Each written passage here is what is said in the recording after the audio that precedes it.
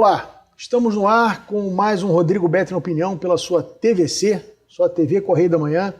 E hoje eu tenho o prazer de receber um amigo, deputado federal, um dos deputados mais influentes em Brasília e presidente do Solidariedade, Partido Solidariedade aqui no Rio de Janeiro, meu amigo Áureo Ribeiro. Áureo, é um prazer estar aqui contigo, muito obrigado por ter aceito o convite e eu tenho certeza que esse nosso papo aqui vai ser bastante frutífero, que você vai ter muita novidade para contar para a gente. Quero aqui agradecer o convite, Rodrigo, agradecer aqui a oportunidade de falar para todos aqui da TVC, aqui do Correio da Manhã. É fundamental esse bate-papo político, onde que a população hoje dialoga e comenta muito política dentro de casa. Então, a gente podendo levar informação é fundamental hoje nesse momento. Sem dúvida. Eu queria começar conversando com você sobre política nacional. Você está em Brasília o tempo inteiro, você é um político que muito bem relacionado, um político que as pessoas respeitam muito em Brasília. E a gente está aí, enfim, à beira de uma eleição que caminha para uma polarização muito grande entre Bolsonaro e Lula, em que pese a imprensa força muito a mão, né, para tentar criar uma terceira via. Eu nunca acreditei em terceira via, eu não acredito nem em Saci Pererê, nem na Cuca, nem na terceira via. Eu quero saber se você acredita em algum dos três. Você ainda acredita em terceira via? Eu vejo que não tem possibilidade de criar um candidato. A gente está quase chegando no período eleitoral, não se cria um candidato a presidente da República com uma facilidade como hoje se coloca. Essa eleição vai ser uma eleição, para mim, muito difícil, muito polarizada. São dois candidatos com muita força política e popular, que é o candidato à reeleição, o presidente Bolsonaro, e que é o Lula, que disputa também. Então, acho que vai ser uma eleição muito polarizada, sem espaço para a criação de uma terceira via no Brasil. A gente viu algum entusiasmo no início do lançamento, quando o Moro se lançou, porque é uma figura nacionalmente conhecida. Como você disse, é muito difícil no Brasil, num país continental como o Brasil, você inventar um nome para presidente da República. Você talvez consiga inventar um nome para prefeito de uma cidade do interior. Para um país continental como o Brasil é muito difícil. Eu acho que, no início, o Moro ainda criou alguma expectativa que ele pudesse ser um nome que se viabilizasse pelo seu grau de conhecimento e por uma pauta que é sempre uma pauta que tem um apelo muito forte, que é o combate à corrupção. Mas um bom juiz não significa um bom político, né? Acho que ele foi se perdendo. Quais os erros que você acha que o Moro cometeu que foram fatais para ele se viabilizar como candidato? Acho que o primeiro erro do Moro foi aceitar o convite para ser ministro da Justiça do Brasil e não conseguir efetivamente realizar nada no ministério. A gente tem uns números do Moro muito questionáveis hoje pela relação que ele ficou no Ministério de entrega. A gente não teve um combate à corrupção, a gente não teve um melhoramento da questão tecnológica na segurança pública, a gente não teve entrega de viaturas, entrega de armamento, não teve uma pauta que avançou no Brasil na gestão do Sérgio Moro, ministro. Isso complicou muito, porque, primeiro, que aceitar um convite de um governo que se iniciava, onde que o tema central era combate à corrupção, e o Moro era o principal ativo desse combate à corrupção, foi um erro. E depois de não conseguir efetivamente, e perdeu aquela base de apoio com a população brasileira, hoje sendo questionado como traidor pelo grupo dos Bolsonaros. Então, é muito complicado como vai se apresentar, qual ativo desse candidato, o que ele fez, onde que tudo que ele fez está sendo questionado hoje, até judicialmente. Então, acho que o Moro perdeu muita força, ainda fez o erro de escolher o partido errado, que não tem ali a prioridade da candidatura dele a presidente da República. E é muito difícil, né? Essa configuração da legislação eleitoral empurra os partidos para priorizarem suas chapas proporcionais, né? Então, se você não tem um candidato muito competitivo, que lhe assegure realmente você, com esse candidato, ter essa alavancagem da sua chapa proporcional, que é o caso do Bolsonaro no PL, o PL fez um sacrifício, vai fazer um sacrifício em termos de estrutura partidária para o Bolsonaro, mas o Bolsonaro trouxe uma quantidade enorme de candidatos para o partido, deputados com mandato. Uma bancada do Congresso Nacional. Como é o caso do Lula no PT. O PT sem o Lula é um partido que definha, né? O Lula ele traz consigo ele alavanca uma série de candidatos proporcionais no partido. me parece que não era o caso do Moro, né? O Moro não era um candidato que iria alavancar a chapa do Podemos, né? Em função Na disso. verdade, o Moro não conseguiu aglutinar nenhuma força política ao seu projeto. Era uma candidatura muito só, uma candidatura que não tinha nem a força partidária, o respeito partidário, e que não dialogava com a política. Diferente do Bolsonaro, que pregou contra a política, o mandato foi muito diferente da fala inicial. Sim. O Bolsonaro aglutinou os grandes nomes da política. Pegou o Valdemar da Costa Neto, pegou o Ciro Nogueira, fez uma grande aliança no Congresso Nacional, dividiu o espaço, entregou espaço aos partidos aliados, né? Então ele teve uma maneira de fazer política tradicional, coisa que o Moro não conseguiu entender quando teve o ministério, de fazer a pauta política, de entender que cada representante precisa levar para a sua cidade, para o seu estado, os recursos necessários para o combate à segurança pública, para o combate à violência. Então ficou uma candidatura do eu, e a do eu não funciona. O Moro começou na largada já, perdendo muito, e acho que não viabilizou e não vai viabilizar um projeto nacional no nosso país. E aí ficou polarizado entre Lula, Bolsonaro e uma terceira via ali tentando se ensaiar com vários candidatos, ainda falando, ainda fazer uma junção de uma chapa única, de escolher um candidato, dando data, mas que não tem concreto nenhum projeto hoje para o Brasil. Mas foi o que você disse, é muito difícil um candidato, a essa altura do campeonato, se fazer conhecido. Né? Quer dizer, a Simone Tebet, estou desmerecendo aqui ela como senadora, mas ela saiu do Mato Grosso do Sul. Quem conhece a Simone Tebet? Ninguém conhece a Simone Tebet. Né? Conhece a Simone Tebet? Se a gente andar aqui na cidade do Rio de Janeiro e sair perguntando no meio da rua, ninguém sabe quem é. Você imagina no sertão do Nordeste. É muito difícil um candidato se viabilizar. E a capacidade de realizar, né? A gente está num momento no Brasil que a gente está saindo de uma pandemia que machucou muito a população brasileira. A gente tem uma economia muito fragilizada. A gente tem 15 milhões de brasileiros desempregados. Mais do que o país Portugal, nosso vizinho. A gente tem 40 milhões de trabalhadores na informalidade. A gente tem mais de 100 milhões de brasileiros que não sabem qual vai ser a refeição do dia seguinte.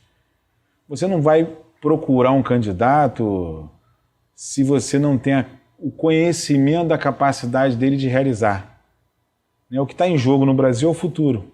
E a gente não vai experimentar agora uma nova candidatura, uma nova pessoa com uma proposta. A gente quer quem tem capacidade de realizar para tirar o Brasil desse momento, que possa fazer esse enfrentamento às necessidades que o Brasil precisa para colocar a casa em ordem pós-pandemia e fazer uma entrega muito efetiva à população brasileira. Eu acho que o que está em jogo é o futuro de mais de 200 milhões de brasileiros que discute hoje e dialoga a política. Eu costumo falar para você arrumar uma confusão em casa hoje, Beto.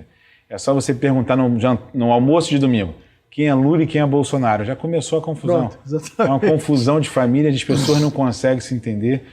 Existe a extrema-direita, a extrema-esquerda, a gente não consegue encontrar ali um caminho de diálogo. Eu vi gente parando de falar com o pai, parando de falar com a mãe, filho que não fala com a mãe, os irmãos que não se falam, porque está muito tensionado esse momento no Brasil de divergência de opinião. Então, é um momento muito delicado que a gente vai ter que enfrentar. Eu acho que nos últimos anos a eleição mais polarizada do Brasil, que vai ser essa de 2022. Eu acho, Áureo, mais do que isso, a gente está vivendo no Brasil um momento em que o personagem, o mensageiro, passou a ser mais importante que a mensagem. Eu tenho dito isso assim repetidamente. Isso é muito ruim. Por exemplo, eu não conheço, nunca tive 2 minutos de conversa, não votaria nele, não votei, no Daniel Silveira. Mas eu acho que no Brasil a gente não pode ficar atrelado ao personagem, a gente tem que ficar atrelado ao fato. A gente não pode admitir que um processo, que o juiz do processo, ele abre de ofício o processo contra quem o acusou e ele julga o processo que ele é a vítima do processo. Isso é um negócio, para mim, inadmissível num país que você quer manter o Estado de Direito, porque hoje é com o Daniel Silveira, amanhã pode ser contigo, comigo, com qualquer pessoa. Eu tento sempre trabalhar em cima de fatos concretos, né, de discutir fatos. não discutir o personagem. Mas no Brasil isso não é impossível. Você vai discutir esse assunto aí, bolsonarista, não sei o que lá. Como se você for defender alguma ilegalidade que tenham cometido com o ex-presidente Lula, você também vai apanhar, vai ser taxado de petista, de defensor da corrupção e por aí vai. Então está muito difícil no Brasil hoje você ter uma discussão que você consiga trazer as pessoas para esquecerem os personagens e discutirem os fatos concretos. Eu imagino que você no Congresso deve estar passando um mau bocado, né? Esse momento, e esse momento vai ficar marcado na história do Brasil. Nesse caso do Daniel Silveira, é um caso para ser muito bem estudado. Primeiro, tem a questão jurídica, que pode ter tido alguma falha. Segundo, tem a questão política. O mandato de um deputado eleito pelo povo é uma questão muito séria. Então, se criou uma brecha, e que é totalmente, eu quero deixar bem claro aqui a minha posição, é legal, o instrumento é um instrumento legal, do que o presidente exerceu, de fazer o perdão, então é inquestionável, é constitucional, e deixa também uma outra jurisprudência de cassação de mandato na Câmara dos Deputados, abrindo uma brecha muito grande para não ter mais parlamentar cassado. Então esse instrumento a gente vai ter que dialogar até onde vai o poder de quem, o que é bom para a democracia, o que é bom para o país.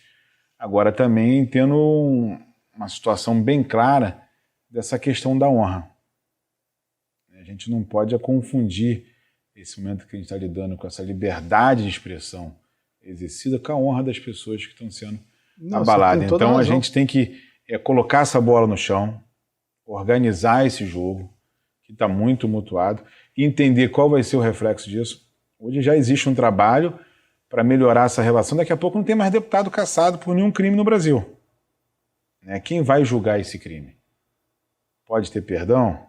Qual é a posição que vai ser adotada em todos os casos daqui para frente? Então, acho que a gente tem... podem ter perdão, né? E por que esse perdão? Daqui a pouco permite também um outro candidato ganhar eleição e exercer esse mesmo perdão com diversos companheiros.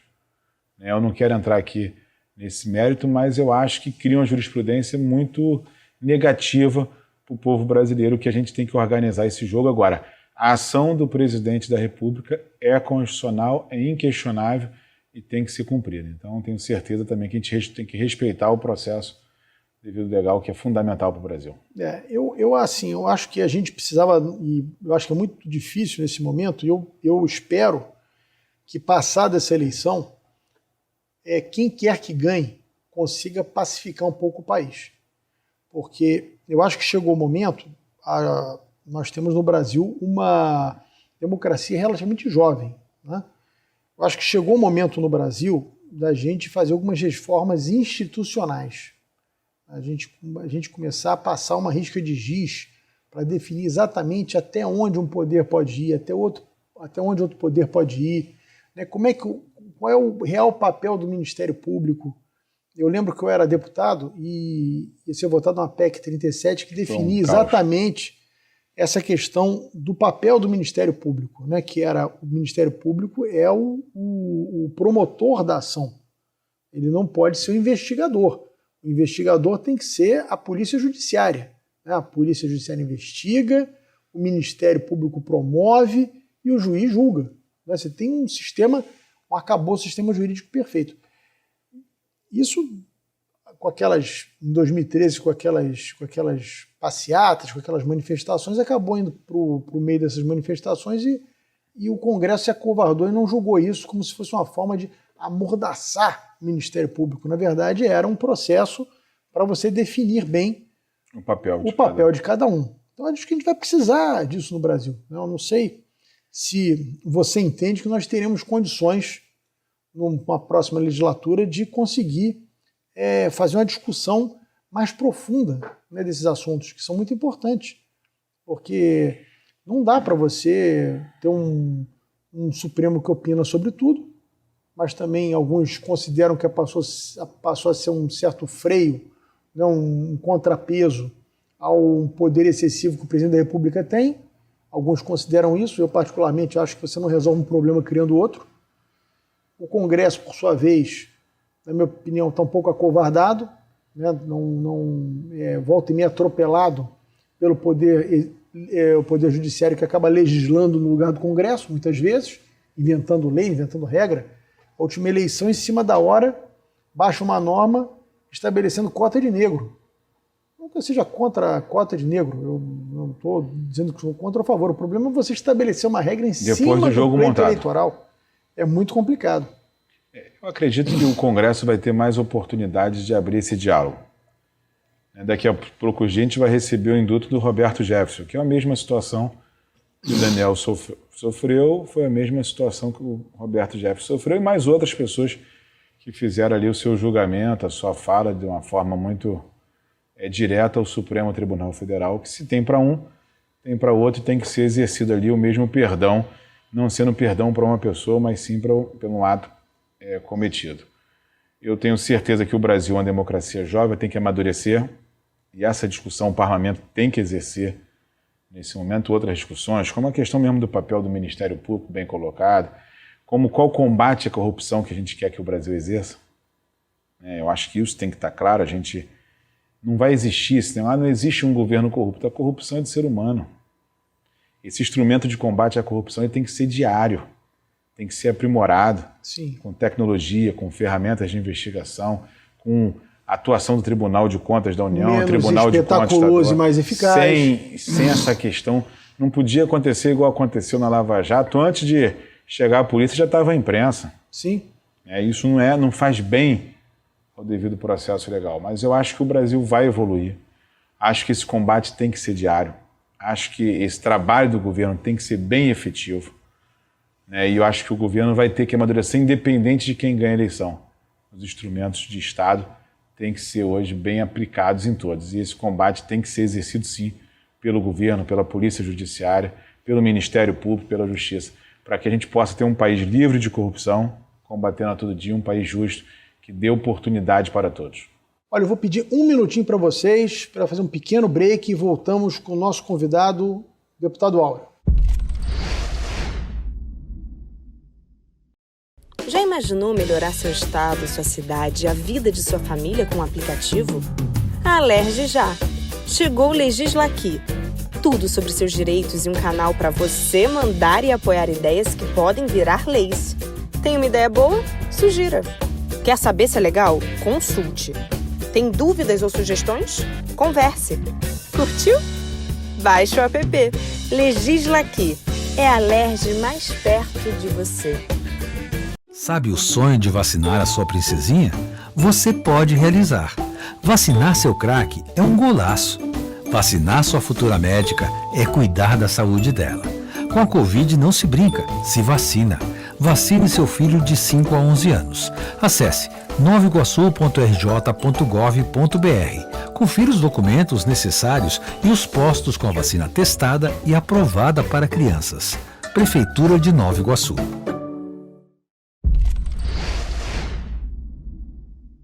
Voltando com o nosso programa Rodrigo Beto em Opinião, hoje nós estamos entrevistando o deputado Áureo. Bom, o Solidariedade, se eu estiver enganado, você me corrija, o Solidariedade a nível nacional me parece que está alinhado para apoiar o ex-presidente Lula na corrida ao Planalto. E aqui no estado do Rio de Janeiro, sob seu comando, o Solidariedade está apoiando o governador Cláudio Castro à reeleição. Você é o artífice da chapa Castro-Lula, né, o que está dando tanto que falar aí. Você acha que isso não pode criar alguma confusão na cabeça das pessoas? Eu acho que o Rio de Janeiro começou a entrar no eixo. A gente tem um governador com muita simplicidade, né, que começa a organizar o nosso estado, tem um olhar muito sensível à população do estado do Rio de Janeiro. Eu vou te falar uma política pública fundamental, o Restaurante do Povo. No momento de sofrimento, o governador entendeu que tinha que reabrir um equipamento fundamental, que é levar comida para quem precisa e é levar comida ao trabalhador. Então, reabriu o Restaurante do Povo. O governador tem feito um grande trabalho, não só no interior do estado, mas como nas regiões mais periféricas, como a Baixada Fluminense. Nunca teve tanto investimento estadual como está tendo agora. Programas de infraestruturas que o Estado discutia e não Não saiu do avançava. papel. Hoje a gente tem construção em algumas cidades de hospitais, que vai melhorar e beneficiar a população. A gente tem rodovias sendo feitas, rodovias sendo refeitas. Então a gente tem um Estado muito presente hoje na vida das pessoas. Eu estou muito feliz com a condução que o Estado se tornou. Quando todo mundo falava que não tinha jeito, a gente tem um cara que com muito silêncio, sem espetáculo, organizou e está dando um jeito no nosso Estado, conseguiu aprovar o plano de recuperação e o Estado ganha de novo, né, o seu tamanho, começa a ser visto e começa a ser olhado de uma forma muito diferenciada. No plano nacional, a gente tem alguns problemas que precisa discutir. E aí não é uma candidatura do Bolsonaro, não é uma candidatura do Lula. É uma candidatura de quem possa fazer um debate para enfrentar os problemas que o Brasil está vivendo. A gente tem um viés e uma defesa muito clara do trabalhador brasileiro. São matérias fundamentais para o Solidariedade. Quando você convive num país com tanta desigualdade, num país que não pensa oportunidade para a juventude, se você pegar um jovem hoje, Beto, e perguntar qual o sonho dele, sabe o que ele vai te falar? Ah, meu sonho é estudar fora. Meu sonho é ir para outro país, é fazer um intercâmbio. Ele não sonha mais com o seu país, porque ele não vê aqui no Brasil um país de oportunidade. Sim. As pessoas ficam muito preocupadas com o emprego, mas não é um país que incentiva a pessoa a empreender. O jovem hoje quer empreender, ele quer montar seu próprio negócio, sua plataforma, vender pelo iFood, entregar a domicílio, e o Brasil não começa a discutir, não entende o que está vivendo essa geração. E essa geração começa a se perder. Você não vê, por exemplo, e aí eu acho que essa tem que ser a cobrança do cidadão brasileiro do eleitor, um cara que faz um projeto para dependência química. Como é que vai enfrentar a dependência química no Brasil? Qual o futuro desses jovens? Por que não se toca no assunto das cracolândias que criam os guetos e levam os jovens para os guetos, como tem em São Paulo? O governador de São Paulo quer se tornar um pré-candidato e se tornar presidente. Como é que ele fez com a Cracolândia? Ele não conseguiu resolver no seu estado ainda. Essa questão das drogas é um troço... E é uma questão que assola a nossa juventude. Química. A gente vai ter que discutir temas centrais, como a questão de um parto acompanhado. Eu questionei muito e deixei muito claro, a gente ficou um pouco estremecido com a posição do presidente, que já foi consertado do presidente Lula, a questão do aborto. A mesma fala de quem defende o aborto é de quem não quer que as pessoas se vacinem. Eu sou defensor da vida. Eu não votaria nunca, mas nunca, num candidato que não defendesse a vida, que a vida não tivesse em primeiro lugar. Então, eu acho que são questões que vai ter que estar para ser discutida. Como é que vai ser a vida do trabalhador? Como é que a gente faz um plano de recuperação para melhorar a vida de 15 milhões de pessoas que estão desempregadas? Qual vai ser o dia seguinte? Isso vai ter que estar na pauta nacional. O que vai ser das nossas universidades públicas no Brasil? A gente vai aumentar? Tem vaga para todo mundo? Elas estão funcionando bem? Se você notar no orçamento do governo nacional, todas as universidades públicas vêm caindo o repasse para as universidades. E elas estão ficando sucateadas. E todos os institutos militares têm crescido o repasse. Então, para o militar, aumenta o repasse. Para a população que está ocupando essa aqui, não tem que ter repasse. Mas deixa eu te perguntar um negócio. Esse negócio de universidade é um assunto que eu tenho assim, estudado um pouco. Você não acha que essas universidades elas também são mal geridas? Porque me parece que falta orçamento. Se a gente pegar o orçamento da Universidade Federal Rural, da UF, que é a Universidade Federal Fluminense, da UFRJ e da Unirio, que são as 4 grandes universidades aqui no estado do Rio de Janeiro, as universidades federais no estado do Rio de Janeiro, o orçamento das 4 juntas esse ano é em torno de 7 bilhões e 700 milhões de reais.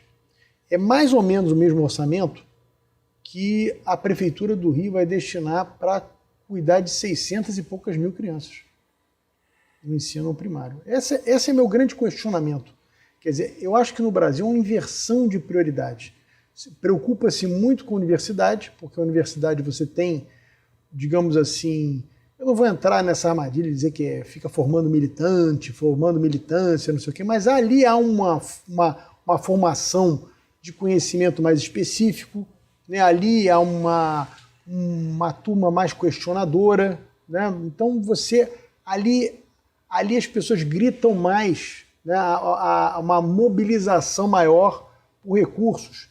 Eu acho que no Brasil, ao longo das últimas décadas, nós temos errado muito nessas prioridades. Eu acho que nós temos destinado muito recurso ao ensino superior e pouco recurso à base, que é um ensino fundamental. Esse ensino fundamental no Brasil, ele é de muita má qualidade. A gente precisa ficar inventando política de cota, política disso, política daquilo. Se você tivesse um ensino fundamental bom, você precisava ter cota, porque o aluno que estuda na escola pública ia disputar quase com pé de igualdade com quem estuda na escola privada. Então, eu te pergunto, você não acha que também há um pouco de má gestão desses recursos? Quer dizer, você pode estar até caindo esse recurso de alguns anos para cá. Mas eu acho também que no Brasil a gente acabou invertendo um pouco as prioridades, não? Vamos. A gente tem que tratar a educação de forma diferenciada. Primeiro que não é custo, é investimento. A gente tem problema de gestão nas universidades? Tem. E a gente tem que ter instrumentos da AGU, do TCU, que o Brasil possui para poder fiscalizar cada centavo aplicado na universidade. E aí você tem que abrir mais uma chavinha aqui, que é o seguinte: os hospitais universitários, os hospitais escolas, que preparam os nossos médicos, que abrem treinamento, estão ligados à universidade particular ou universidade pública. As pesquisas que são desenvolvidas no Brasil, elas estão ligadas às universidades particulares ou universidade pública. Então, eu acho que tem um custo, esse custo é caro. Os nossos doutores, os nossos hoje professores que estão à frente de alguns programas que precisam ser valorizados. Mas não é só isso. É a falta de uma ampliação do ProUni, que dá oportunidade à universidade da sua cidade, do seu bairro, de ter ali, receber aquele aluno de uma forma com um custo de investimento muito menor, mais de levar a universidade, porque a gente só vai mudar, Betra, a vida do pobre quando você der a oportunidade a ele de educação e uma oportunidade de ensino. É a grande política de transformação. Senão ele vai ficar sempre na vida, quando chega no momento que ele pode melhorar de vida, ele vai ficar sem acesso à universidade, sem poder pagar e não vai mudar a vida daquela pessoa. A universidade, ela promove não é a mudança da vida daquele indivíduo, não. Ela promove a mudança da vida de uma família. Eu sou filho de uma professora da rede pública de ensino. Eu lembro que no momento que minha mãe fazia a faculdade, eu já era nascido. Teve que interromper para cuidar da gente pequeno e depois voltou à universidade. A universidade permitiu a ela a se formar, a melhorar de vida e não a mudar só a vida dela, mas mudar a vida de toda a família. Então a gente tem que ter esse instrumento com muita clareza.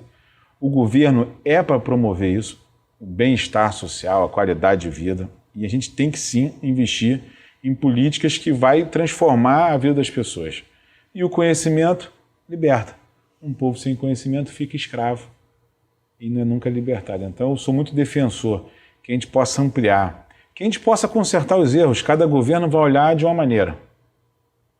Mas você não investir, você falar assim, eu não vou mandar dinheiro para a universidade porque é mau gasto. Troca o reitor, faz uma intervenção, bota os órgãos de controle. Agora, quando você atesta que não funciona, é a falta de capacidade de quem está à frente de uma nação. Então, como os hospitais federais do Rio de Janeiro, que se você for ver investimentos, é uma coisa horrorosa, né? E aí tem que ser claro. Custam caro, atendem pouco, é um negócio assim impressionante. E está lá sem funcionar há quantos anos?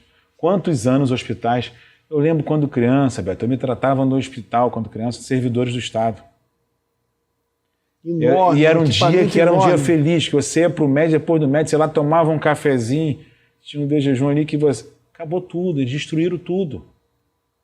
E a gente não consegue consertar um governo que se estabelece... Mas isso também não vem de hoje, né? Um governo... Mas o governo hoje... Negócio, essa questão dos hospitais federais é um negócio impressionante. Outro é um orçamento também absurdamente. Eu não estou questionando o governo. Eu estou questionando que hoje não funciona. E a gente faz a cobrança hoje do governo atual. Não pode, Beto, num momento como esse, o Brasil tem sofrido tanto, a população tem sofrido tanto. Aí você abre, eu sou presidente da Comissão de Fiscalização da Câmara dos Deputados, que fiscaliza as contas do governo. A gente vive um momento que as pessoas não sabem mais o que é carne, não tem emprego, não tem oportunidade. Aí você pega os militares, força aérea, 35 mil Viagras. Comprar para os militares. Não estou questionando se é importante o remédio ou não é importante, nem a prescrição. Comprar prótese peniana. Comprar gel lubrificante. Remédio para calvície. E aí você vai para a cidade de Petrópolis, não tem dinheiro para reconstruir a cidade de Petrópolis. O governo, na hora de mandar recurso para Petrópolis, mandou muito pouco recurso que não dá para fazer nada. Qual é a prioridade do governo? Será que a prótese peniana é mais importante do que você cuidar para a gente não perder novas vidas em algum acidente na cidade de Petrópolis? Qual a prioridade desse governo? Se o Viagra é tão importante, que bote na farmácia popular e dê acesso a todos. Não pode ser para um grupo selecionado. E eu, como presidente da comissão de fiscalização, a gente teve algumas fiscalizações, coisa impressionante. Os quartéis comprando salmão, bacalhau, cerveja tem que ser Heineken. Cerveja? Pode? Cerveja Heineken no quartel. Eu fiquei abismado para fazer celebrações no momento que o Brasil vivia uma pandemia. Qual a prioridade desse país? Mas é que o rótulo é verde oliva, deve ser isso. Então são coisas que precisam ser discutidas. A população brasileira tem que estar atenta. E a população brasileira tem que participar desse orçamento. Beatriz, se você, como deputado federal, receber um presente acima de um valor, ele é cometido como um crime. Tem pessoas ganhando 1 quilo da picanha de R$ 1.800.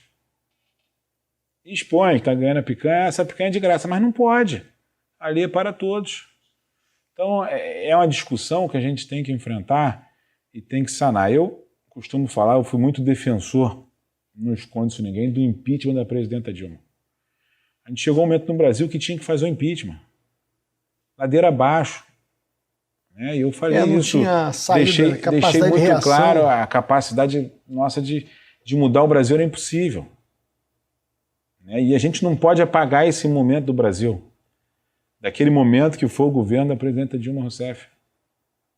O Brasil vivia um dos piores momentos. Olha, eu peço um minutinho para vocês, vamos fazer um break rapidinho e voltamos já já com o deputado Áureo.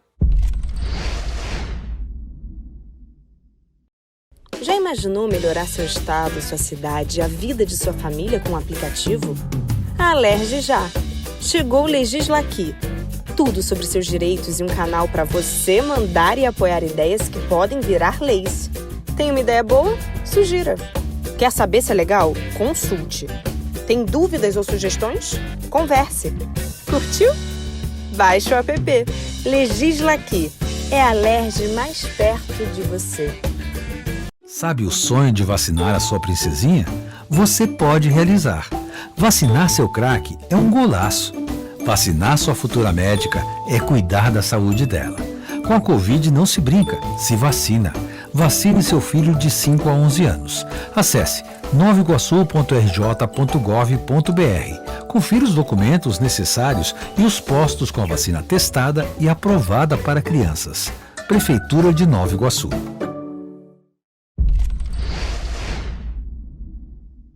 Bom, estamos de volta com o nosso convidado de hoje, deputado Áureo. Você acha que foi o maior equívoco que o Lula cometeu, escolher a Dilma para sucessora? Eu acho que quando você começa a querer escolher sucessor, que não se fabrica, é um equívoco. Acho que a alternância do poder ela é fundamental para a democracia. Qualquer projeto. E não foi com a Dilma, não. Foi com a Dilma, foi com o Lula, foi com o Rio de Janeiro, que queria ficar com o poder permanente. Todo mundo que tentou se perpetuar pelo poder foi os erros que aconteceram.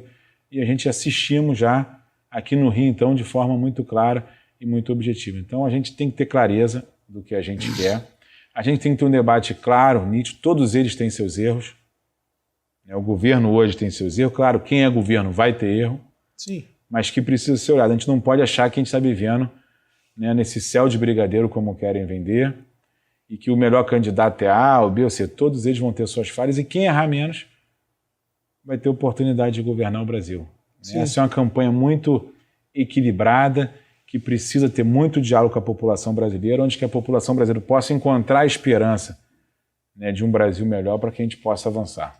Os Estados Unidos isso acontece com uma frequência muito grande. Dificilmente você tem mais de 2 governos democratas ou 2 governos republicanos. Tem essa alternância alternância de poder. Você tem um presidente democrata como foi o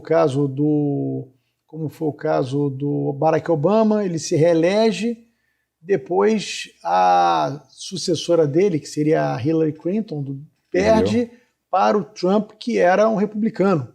Agora ganha um democrata de novo. Ou seja, assim uma alternância. Que é fundamental. Que é fundamental, você tem toda a razão. É uma democracia muito mais madura do que a nossa. A gente está vivendo ainda crises institucionais. O Brasil vive um dos piores momentos. Não, cá para nós, o Brasil é o único lugar que ministro supremo é comentarista de tudo, né? Você não tem. Nos Estados Unidos você não sabe nem o nome do presidente do Os ministros Supremo. supremos são bem aqui hoje importantes no Brasil. E você pegar o meu filho hoje, ele vai te falar a escalação do Supremo. Coisa que há um tempo atrás ninguém sabia. Né? Para que o Supremo tem que ser televisionado? Não, também é o único do mundo, aliás, que acontece isso. Então são situações que a gente tem que rever, organizar. Eu costumo falar, essa bola está no alto, tem que botar no chão e organizar esse país. Qual o país que a gente quer para o futuro? Será que esse país é o desejo de um jovem ficar nele, ou se o jovem hoje está pedindo, pelo amor de Deus, a oportunidade de sair do Brasil para tentar a vida fora? Eu quero essa reflexão que o eleitor tem que fazer. Agora, não existe salvador da pátria. Não existe. Isso que o brasileiro precisa aprender. A gente não existe. Não vai ter o presidente perfeito. Vai ter o que vai tentar acertar e organizar o Brasil. Mas não tem um 100%. Ninguém vai acertar 100%. Ninguém está 100% certo. Ninguém vai fazer do Brasil a sua mensagem. Você vê que o governo fala uma coisa e pratica outra. O Brasil é um dos países com o maior número de vacinação do mundo. Mas o presidente fala o contrário. Que não tem que se vacinar. Isso para mim foi inexplicável. Eu não consigo entender, porque o presidente fala uma coisa e a outra. O presidente fala que não tem corrupção, mas demite o ministro da Educação suspeito de corrupção. Então, se não tem, tinha que ficar para explicar que não tem. Você não pode ser acusado e sair com a tua honra manchada. O ministro fala que o presidente fala que a política de saúde estava boa. Isso trocou 3 a 4 ministros da saúde. Se estava boa, por que não manteve o Pazuello? Então, são situações que a gente não consegue entender. A política de meio ambiente está boa. Por que o ministro saiu se estava funcionando? Então, a gente vê que tem erros, que tentam ali tampar os erros do governo, que precisam ser dialogados, que tem problemas, e vai ter sempre problemas, mas que tem que ser aceito até para você poder melhorar. Tem políticas efetivas? Tem ministro que fez uma boa atuação? Tem ministros que tem que ser aqui elogiados. Agora, a gente tem que organizar e saber que o Brasil é muito maior do que um presidente da República. O presidente vai passar. Ele ocupa, por 4 anos, a oportunidade de ser o gestor da nação e podendo ser reeleito. Mas o Brasil é muito maior do que um presidente. E que a gente precisa ter isso com muita clareza, e a democracia nos garante a tirar o presidente e colocar o presidente. Bom, eu quero dizer que eu fiquei muito satisfeito com a tua explicação porquê do voto no governador Cláudio Castro e porquê que o partido nacionalmente pretende caminhar com o Lula. Mas eu queria voltar a esse assunto do Castro-Lula. Eu queria só saber de você o seguinte: você acha que é possível, na cabeça do eleitor, é possível o eleitor entender que com essa radicalização que nós estamos vivendo na política, é possível um partido, a nível presidencial, apoiar o candidato A e aqui no estado apoiar o candidato ligado ao outro candidato, o candidato B? É possível isso? Eu acho super tranquilo. Eu não sei como é que é na sua casa, Beto. O voto de presidente é um voto tão diferente que você não consegue convencer a sua mãe. Você não consegue convencer o seu pai, você não consegue convencer a sua esposa. Ele faz algumas escolhas porque ele acredita que pode representar ele melhor. Então eu tenho clareza que essa oportunidade dada ao eleitor, ela é fundamental. Você tem uma chapa que tem um presidente A com um candidato a governador B. Eu não vejo problema nenhum. E acho que isso vai ficar muito claro na cabeça do eleitor. Também vejo no momento que o eleitor vai querer escolher quem ele acha que pensa parecido com ele, que pode resolver os problemas que ele está enfrentando. Sim. E aí o deputado, você já teve essa oportunidade de ocupar uma cadeira no Congresso, fica preocupado com a campanha dele. Você não vê, se você não votar no presidente, não precisa votar em mim. Não existe isso. E eu falo por mim, eu tenho pessoas ligadas a mim que votam no presidente da República, pessoas que votam a mim que votam no Lula, e tem pessoas que votam até na terceira via, que votam no Ciro, que votam no Dória. Então, essa é uma relação que você não consegue prender ou casar, esse voto. Então, a escolha para presidente é uma escolha muito pessoal. E você ainda tem a oportunidade de escolher o senador. Sim. Pode ser ligado a outro grupo político. Então, isso é muito relativo. E o eleitor separa isso de uma forma muito, muito clara e muito objetiva. É que você vai ter mais de 100 mil votos. Então, obviamente, você pode... Você acha até eleitor do Dória votando em você, porque é uma raridade hoje. É difícil. Mas tem pessoas... E se a gente fosse pegar assim, uma coisa boa do Dória, a vacina. É a única lembrança que você... Se você fosse pegar uma coisa boa do Lula, o ProUni, o FIES, acho que foram um grande político, Minha Casa Minha Vida. Se você for pegar uma coisa boa da proposta, eu lembro de uma proposta do Ciro Gomes, que ele fala assim, vamos tirar todo mundo do SPC. Dar oportunidade o cara fomentar de novo, gerar crédito, gerar oportunidade. E agora uma proposta boa do Bolsonaro. É difícil você lembrar um feito, Então, são situações que eu estou na Câmara, convivo, sei que o governo tem muitos acertos, mas a gente não tem um legado ainda. O governo ficou... Se você for pegar... 2 anos de pandemia, em 3 anos de governo, não é fácil. Se você for pegar o governo do Pezão, não nenhuma crítica, mas você não tem um legado no Rio de Janeiro. Se você for pegar esse pouco período de governo do Cláudio Castro, privatização da cidade, investimento na cidade, construção de hospital, construção e recuperação de todas as RJs do Estado do Rio de Janeiro, equipar a polícia militar, reformar os condos de habitações. Tem tanta coisa acontecendo nesse Estado ao mesmo tempo, que é um governo que tem entrega. Recuperação, refazendo agora o MIS.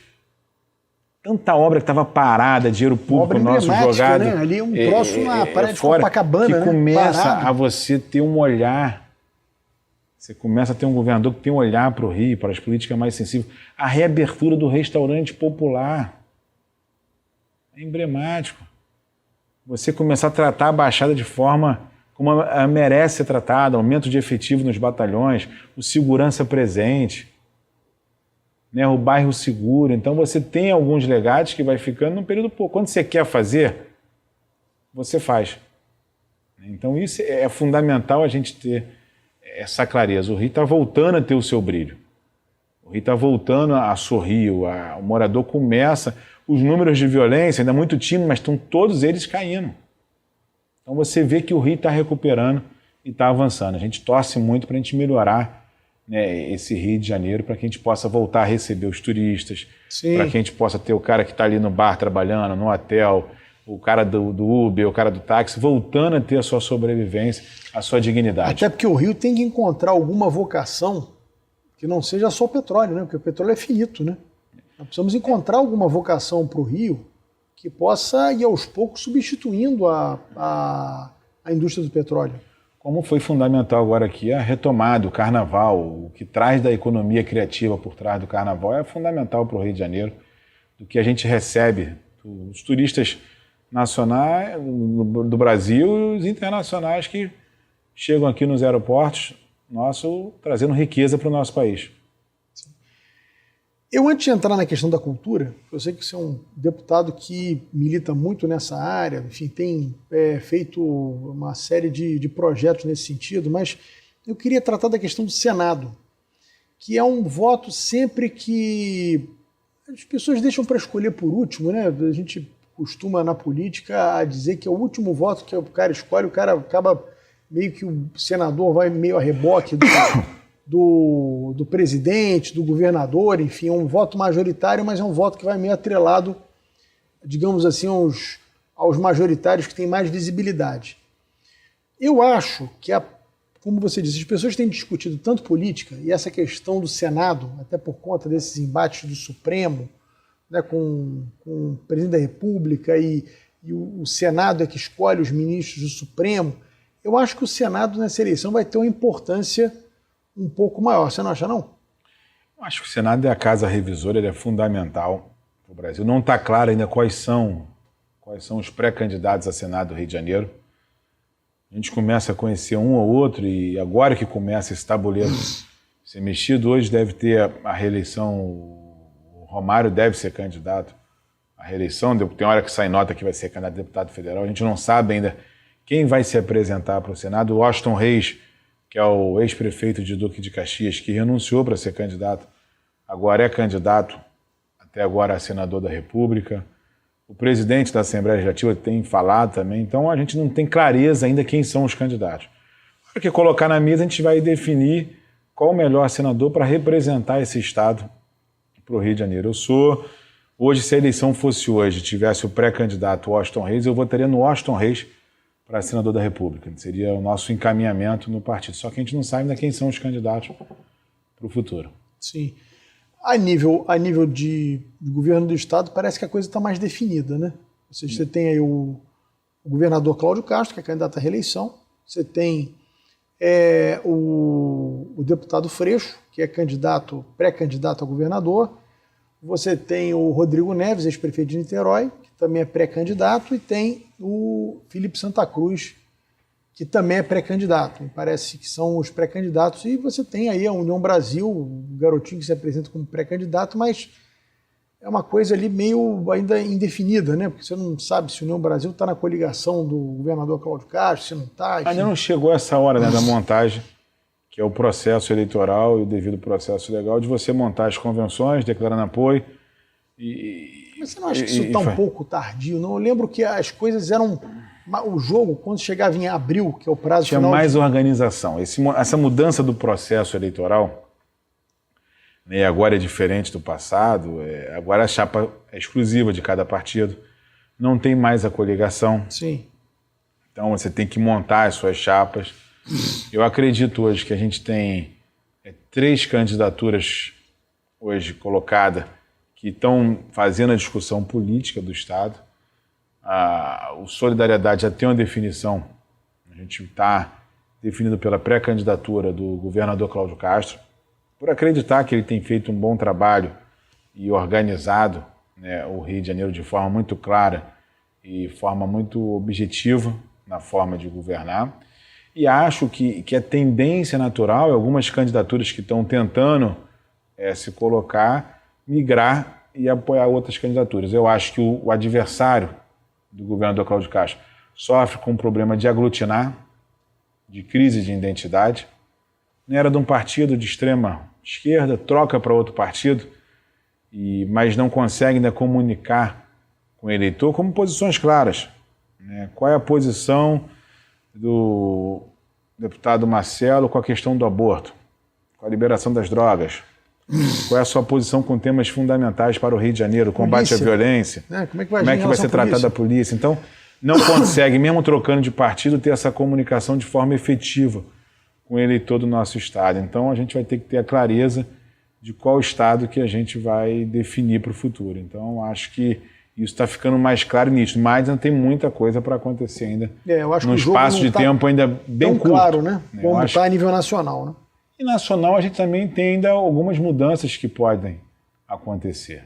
Eu acho que nacionalmente a gente tem 2 nomes com muito peso e com muita clareza e com muita memória na população brasileira. E eu falo de forma bem clara, o Lula tem erros? Tem. O maior dele foi ter elegido a Dilma. Eu acho que esse erro... Depois a gente tem um problema do PT na forma de governo. Eu falei, se o Lula fosse do Solidariedade, seria melhor candidato. Né? Eu já ouvi isso de algumas pessoas. Se o Lula fosse um seria melhor, mas ele tem algumas. Agora, nada pode apagar o seu legado. Né? Existe governante hoje brasileiro que teve mais sensibilidade com o pobre do que o Lula? Então, a gente vai ter que botar numa balança e não vai ser uma tarefa fácil, Beto.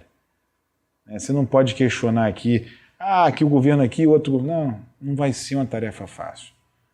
Essa vai ser uma tarefa muito difícil para o eleitor. Por isso que eu sempre falo com quem está perto, eu falo, gente, vamos discutir aqui o nosso mundo, que é o Rio de Janeiro.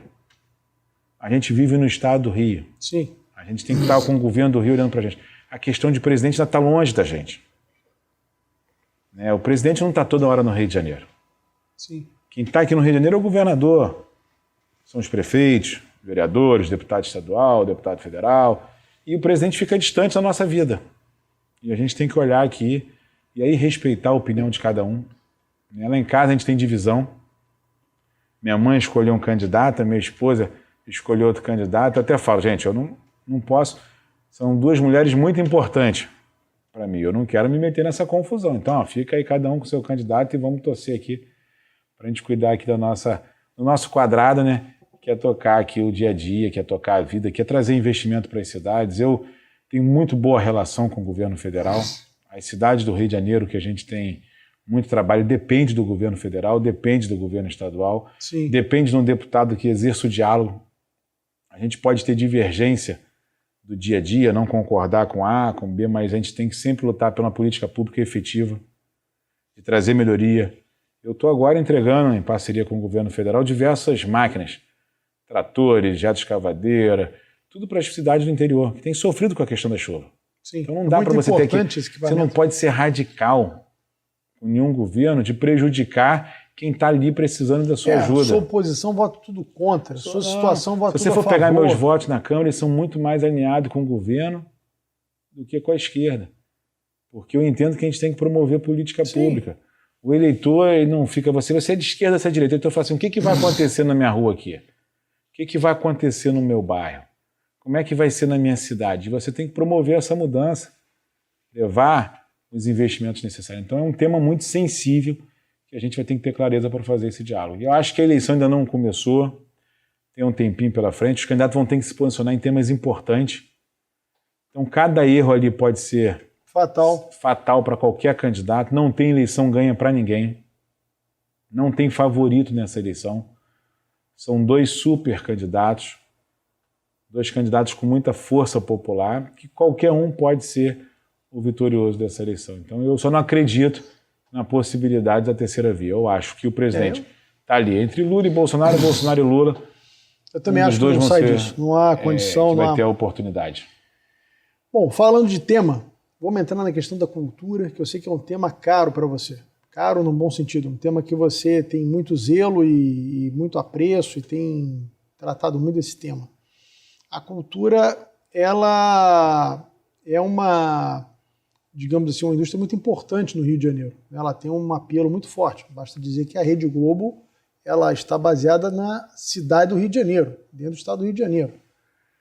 Não sei se é bom ou ruim, mas o fato é que está aqui. Então, isso, enfim, você tem diversos equipamentos culturais. O Rio sempre foi digamos assim, um tambor cultural do Brasil. Né? O Rio é muito importante nesse setor. Esse é um setor fundamental no Brasil. Gera mais de 5 milhões de empregos. 170 bilhões esse setor movimenta. Então é um setor que tem que ser olhado com um olhar muito sensível. Nesse momento de pandemia, o que imagina que seria das pessoas ser um bom livro, um bom filme, uma boa série, uma boa música?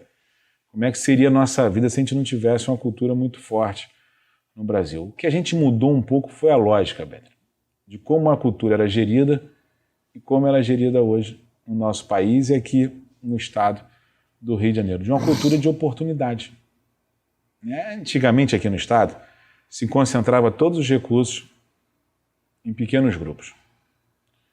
E a gente trabalhou muito no partido para mudar um pouco dessa lógica, com a bancada do governo na Assembleia Legislativa, democratizando e levando a cultura para todos, até porque é direito de todos. O que acontecia tudo aqui no Rio? Grande evento, capital, Praia de Ipanema, Leblon, Copacabana, os grandes shows, os grandes espetáculos, tudo concentrado na capital. Nada para o interior do estado. Hoje não. Hoje que é onde mais precisa da cultura. Hoje a gente tem efetivamente um balanço e dando oportunidade a todas as cidades a fazer cultura. A gente está construindo, e foi uma luta nossa, de desburocratizar, de buscar o recurso estava parado, de de colocar isso em pé. A gente está construindo sala de cinema em Miracema, em Bom Jardim. A gente está construindo sala de cinema em São Fidélis, em Cordeiro, em Mendes. Então são cidades que têm tido avanço cultural que eu nunca viu. A gente fortaleceu toda a cultura do Estado com os editais que foram criados, com a sensibilidade do governador Cláudio Castro. Eu fui um dos autores de uma parte do texto da Lei de Blanc, que foi fundamental para esse setor, foi 3 bilhões de investimento na cultura, 210 milhões no Estado do Rio de Janeiro. Quando a gente fala de cultura, a gente fala do cara do artesanato, do que carrega a caixa de som, do que bota o som, do que bota o palco, do que liga o painel de LED. A gente fala de um caminho de oportunidade para muita gente. E a gente tem que cuidar desse tema no Rio de Janeiro, e o Rio de Janeiro tem essa vocação. O cara vem no Rio para quê? Para assistir um espetáculo no Teatro Municipal. Sim. Então, você não tem como você separar o turista não colocando ele aqui na sua cultura local. Então, a gente tem trabalhado muito isso. Considero um avanço muito grande, que a cultura do Rio de Janeiro vem sofrendo. Tem avançado muito, muito. A gente tem recuperado a capacidade de investimento. A gente tem recuperado, com muita transparência, o apoio das empresas à cultura do Estado, porque existe uma lei de fomento que, através do ICMS, de renúncia fiscal, que as empresas podem aportar, como foi feito agora no Carnaval, que foi um patrocínio da Light.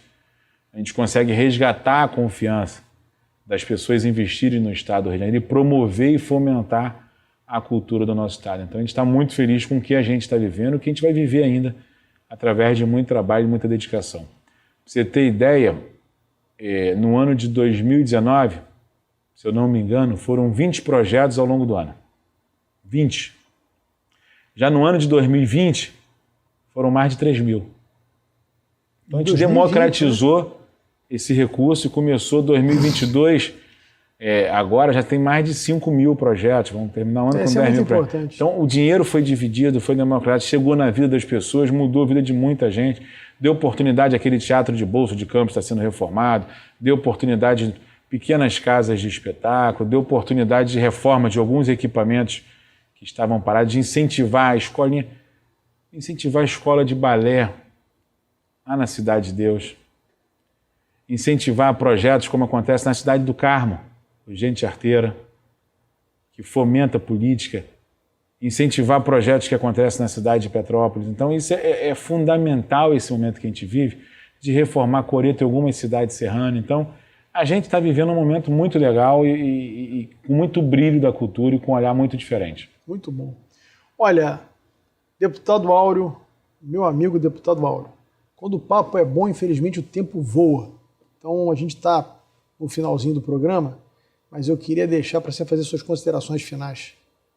As considerações finais, Beto, é que a gente não possa perder a esperança. E que a gente possa respeitar a escolha de cada um. Se você está em casa e o seu marido define por um candidato e você é outro, respeite a opinião dele. O importante sempre é a gente pensar nesse Brasil que é gigante, num Brasil que tem que gerar oportunidade para a nossa juventude, de um Brasil que tem que melhorar, sim, investir muito ainda em educação para que a gente possa libertar o povo brasileiro e que a gente possa sempre olhar na certeza de um país melhor que gere oportunidade para todos e que a gente possa colocar como tema central dessa eleição de 2022 o combate à miséria, à fome e a geração de emprego e renda para a população brasileira. Muito bem, eu queria agradecer a você que esteve conosco esse tempo todo. Espero que você tenha gostado do programa, eu particularmente gostei muito. Acho que o deputado Áureo deu aqui uma quantidade de informações importantíssimas para nós todos. Presidente aqui do Solidariedade aqui no Rio, partido. Também um deputado, como eu disse aqui na abertura, muito influente em Brasília.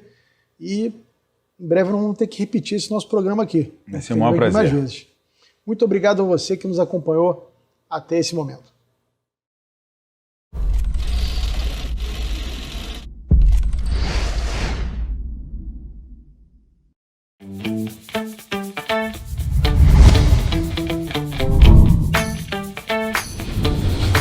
TVC, a TV do Correio da Manhã.